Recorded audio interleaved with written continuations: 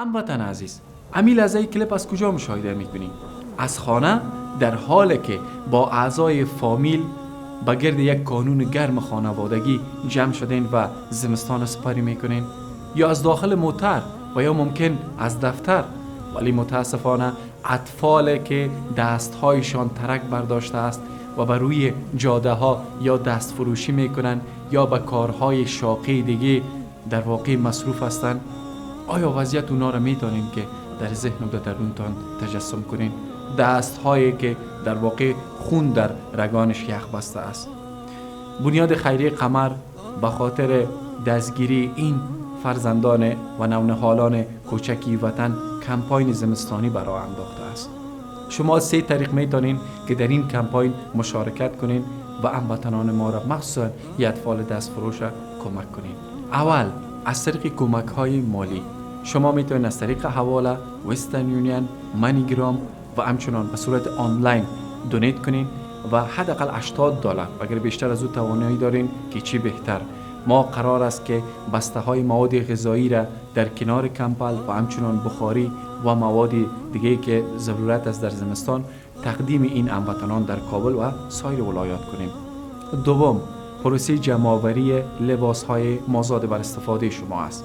شما لباس هایی را که استفاده نمی کنین بر روی صفحه امی لحظه شما آدرس های مشاهده میکنین در کابل و سایر ولایات. میتونین در این آدرس ها این لباس ها را برین تسلیم کنین. خانواده های عزیزی که کسی ندارن به خاطر انتقال این لباس ها، نماینده قمر در واقع شماره تماسش که میبینین امی لحظه تماس بگیرین، اونا در به منزل شما آمده و این لباس هایی را که جمع آوری کردین انتقال میتن.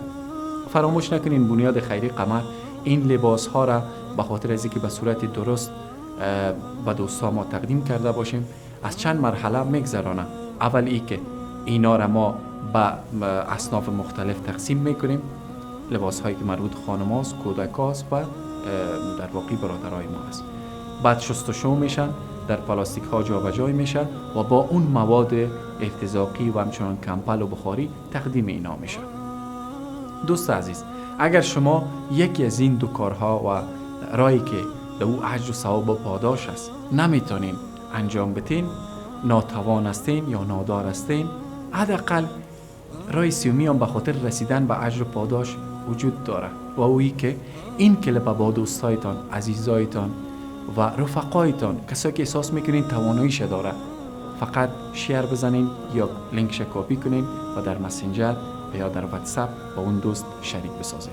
رسول گرامی اسلام صلی الله علیه و سلم مهربانی میکنن که کسی که اون دیگه را به کار خیر راهنمایی میکنه به مثل اون فاعلش است. پس من مطمئن هستم هموطن عزیز، شما یکی از این 3 مورد یا کمک مالی یا در پروسه جمع‌آوری لباس یا شریک ساختن این کلیپ با دوستانتان، حتما یکی از این 3 مورد میتونین و تواناییش دارین. انتخاب در دست شما است.